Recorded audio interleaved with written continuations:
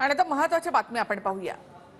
राज ठाकरे यांचे मुंबईचे दौरे अनिश्चित काळासाठी पुढे ढकलले। लोकसभा निहाय आयोजित दौरे पुढे ढकलले। राज ठाकरेंनी नियोजित दौरा पुढे ढकलण्यामागील कारण स्पष्ट।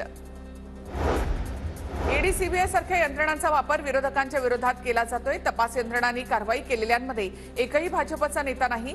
तपास यंत्रणांकडून 121 जणांवर कारवाई करण्यात आली। शरद पवारांची केंद्र सरकारवर टीका। नाशिक जिल्ह्यामधील निफाडमध्ये शरद पवारांची जाहीर सभा। पवारांच्या सभास्थळी मार्क्सवादी कम्युनिस्ट पक्षाचं जोरदार शक्ती प्रदर्शन। महाविकास आघाडीकडून नाशिक लोकसभेची उमेदवारी मार्क्सवादी कम्युनिस्ट पक्षाच्या जीवा पांडू गावित यांना देण्याची मागणी। उद्या बारामतीमध्ये अजित पवारांच्या सभांचा धडाका। बारामती शहर आणि तालुक्यामध्ये अजितदादांच्या तब्बल 7 सभा। सुनेत्रा पवार यांची उमेदवारी घोषित होण्याची शक्यता।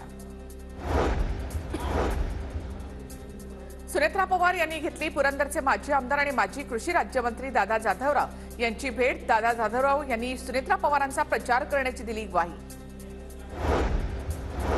बारामतीमधून विजय शिवतारे जिंकले तर आनंदच होईल। शिवतारे स्वतःला पुरंदरचा वाघ समजतात। बघू ते वाघ आहेत का? शिवतारेंच्या आव्हानावर अनिल परब यांची प्रतिक्रिया।